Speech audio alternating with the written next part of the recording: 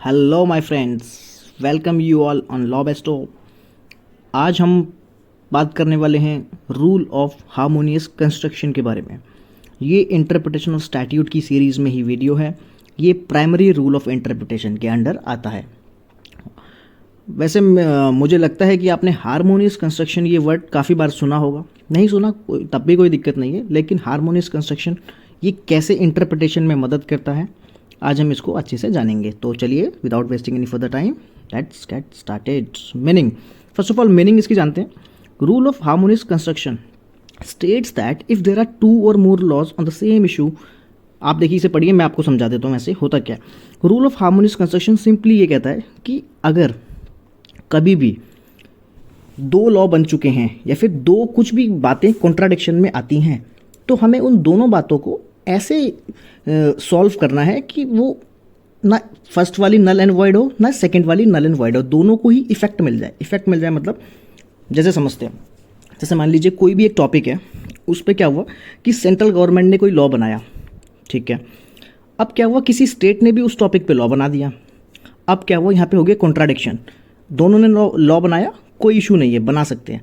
अगर वो टॉपिक, इसको भी मैं समझाऊंगा ये कौन से आर्टिकल में दिया है, कौन से शेड्यूल में दिया है। तो उन्होंने दोनों ने लॉ बनाया, ठीक है। अब क्या हुआ, वो कॉन्ट्राडिक्शन में आ गया। कोई भी एक टॉपिक था, एक पॉइंट था, वो कॉन्ट्राडिक्शन में आ गया। अब बात पहुंची कोर्ट तक। अब कोर्ट क्या करेगा, कोर्ट देखेगा पहले तो कि ये एक्चुअल में हमारे कॉन्स्टिट्यूशन के अगेंस्ट तो नहीं जा रहा ना, नहीं जा रहा तो कोई बात नहीं। वो दोनों रूल्स को, दोनों लॉज को, दोनों रूल्स को जो भी हो, उनको ऐसे इफेक्ट देगा कि ना ही फर्स्ट वाला नल एंड वॉइड हो, ना ही सेकंड वाला। कुछ बातें फर्स्ट की मान ली जाए, कुछ बातें सेकंड की मान ली जाए, और उन दोनों को ही इफेक्ट दे दिया जाएगा। अब जो ये पूरा प्रोसेस है दोनों को इफेक्ट देने का, यही है हार्मोनियस कंस्ट्रक्शन का रूल, ठीक है। हार्मोनियस कंस्ट्रक्शन मतलब दोनों को ही इफेक्ट दे देना, हार्मनी में उनको कंस्ट्रक्ट कर देना, ठीक है। ना ही फर्स्ट वाला बिल्कुल ही डिनाई कर दो, ना ही सेकंड वाले को बिल्कुल डिनाई कर दो। दोनों को ही रखो, दोनों को ही थोड़ा थोड़ा रखो, या जिस भी प्रकार से उनका कॉन्ट्राडिक्शन दूर हो पाए उस प्रकार से उन्हें इफेक्ट दे दो। यही होता है रूल ऑफ हार्मोनियस कंस्ट्रक्शन। अब हम इसको एक बार पढ़ लेते हैं। Rule of harmonious construction states that if there are two और more laws on the same issue and such laws are contradictory, and लगाए मतलब दोनों कंडीशन चाहिए, and such laws are contradictory in nature, if application of first law is adopted then it shall make the other law redundant. अगर पहले law को adopt किया तो वो दूसरे को नल एंड वॉइड कर देगा, वेयरएज इफ अगर सेकंड को किया तो वो पहले को यूजलेस बना देगा एंड इनइफेक्टिव बना देगा।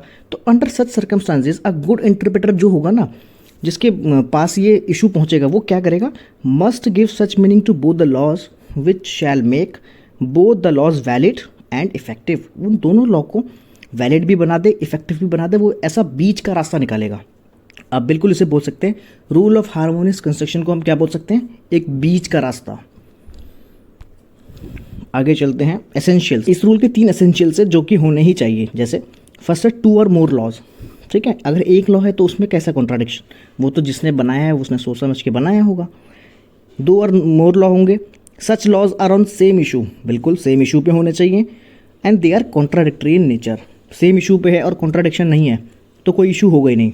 बट अगर कॉन्ट्राडिक्शन है और सेम इशू पे नहीं है तो कॉन्ट्राडिक्शन कैसे हो सकता है, क्योंकि अलग अलग इशू हो जाएंगे ना। तो ये तीनों चीज़ें साथ ही साथ होनी चाहिए वहाँ पे, टू और more law, such laws are on same issue and they are contradictory in nature. अब हम आगे जानते हैं, इसमें एक केस है, हालांकि इसमें काफ़ी सारे केसेस हैं, लेकिन एक केस है जो कि इस प्रेजेंट के पर्सपेक्टिव से थोड़ा सा इंपॉर्टेंट है।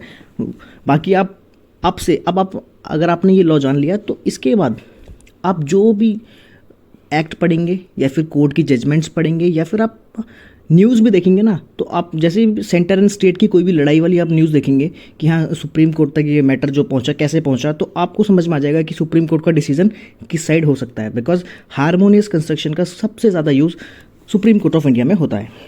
अब देखिए, राजकृष्णा वर्सेस विनोद कनुंगो 1954 का केस है। यहाँ पे बोला गया, where in an enactment there are 2 provisions which can't be reconciled with each other, it should be so interpreted possibly to give effect to both the laws. इतनी हमें कोशिश करनी चाहिए कि इन दोनों लॉज को हम इफेक्ट दे पाए, ठीक है। अगर वो 2 लॉज हैं, वो एक दूसरे से कॉन्ट्राडिक्शन में है, तो हमें कोशिश पूरी ये करनी है कि उन दोनों लॉज को हम इफेक्ट में ला पाएँ, किसी को भी नल एंड वॉइड करने की हम ना सोचें, ठीक है। सो इसमें मैं एक चीज़ आपको और ऐड ऑन कर दूं कि होता क्या, सबसे ज़्यादा हार्मोनियस कंस्ट्रक्शन का इशू कहाँ पे रेज होता है। देखिए, जो हमारा शेड्यूल नंबर 7 है उसमें क्या है, उसमें कॉन्करेंट लिस्ट के बारे में जो बात की गई है, 3 लिस्ट है, यूनियन, स्टेट एंड कॉन्करेंट। अब कॉन्करेंट लिस्ट में जो भी मैटर्स हैं वो सारे के सारे ऐसे मैटर्स हैं जिनमें स्टेट एंड सेंटर दोनों ही लॉ बना सकते हैं। अब यही यहाँ से आता है इशू, क्योंकि उनमें दोनों ही बना सकते हैं तो दोनों ही बनाते हैं। अब वहाँ पे अगर किसी के कॉन्ट्राडिक्शन में आया तो कोर्ट तक बात पहुँचती है और वहाँ पे क्या अप्लाई होता है, रूल ऑफ हार्मोनियस कंस्ट्रक्शन। तो रूल ऑफ हार्मोनियस कंस्ट्रक्शन का आप सबसे ज़्यादा यूज़ देखेंगे सुप्रीम कोर्ट ऑफ इंडिया में और वेरियस हाई कोर्ट्स में भी। डिस्ट्रिक्ट कोर्ट्स में इसका उतना नहीं दिखता है, बट इन दोनों में इसका रोल सबसे ज़्यादा इसका इफेक्ट दिखेगा। सो आई होप आपको ये क्लियर हो गया होगा। So thank you so much, bye bye, मिलते हैं नेक्स्ट वीडियो में।